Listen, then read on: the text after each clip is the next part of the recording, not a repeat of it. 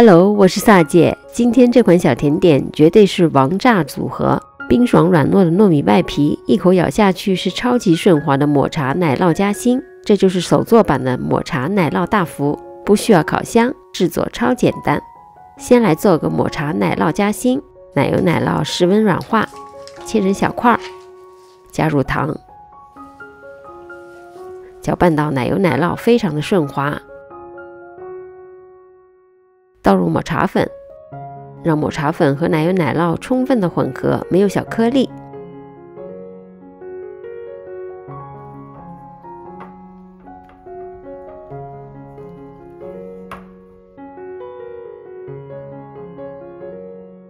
这时就可以倒入室温的奶油，要分多次加入，每次充分搅拌顺滑之后再倒入下一次。最终奶油奶酪糊就是这样的状态。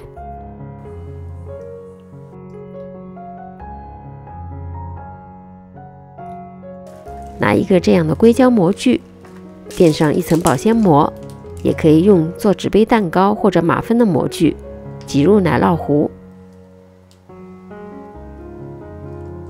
把保鲜膜收口。也可以用这种做大福的模具，做法也是一样的。一共可以做8个，放入冷冻柜冷冻上2个小时，变得稍微硬一点，方便包入糯米皮里。接着来做大福的饼皮，把糯米粉、玉米淀粉和细砂糖混合，加入牛奶和植物油，搅拌直到见不到干粉。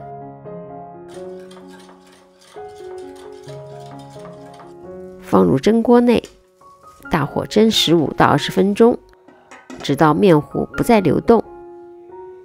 这时的面团应该非常的粘手，建议一定要戴着手套来操作，不断的揉，直到表面的油完全被面团吸收。这时的面团变得非常的光滑和有延展性。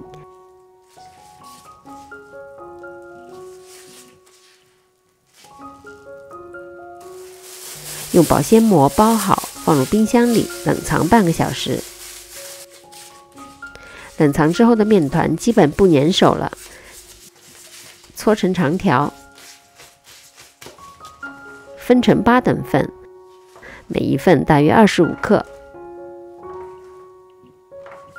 撒少量的干粉防粘，没有现成的糕粉，也可以自己炒一点糯米粉来替代。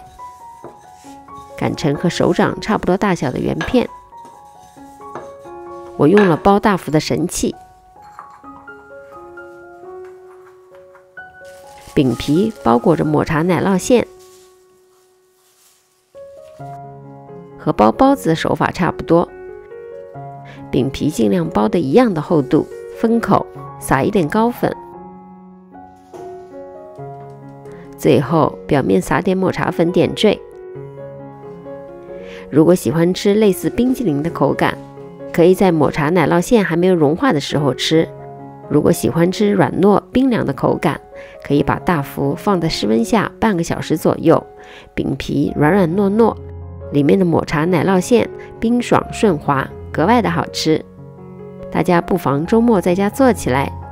离开前千万别忘了订阅、点赞和转发，也可以视频下方留言给我。我们下集再见。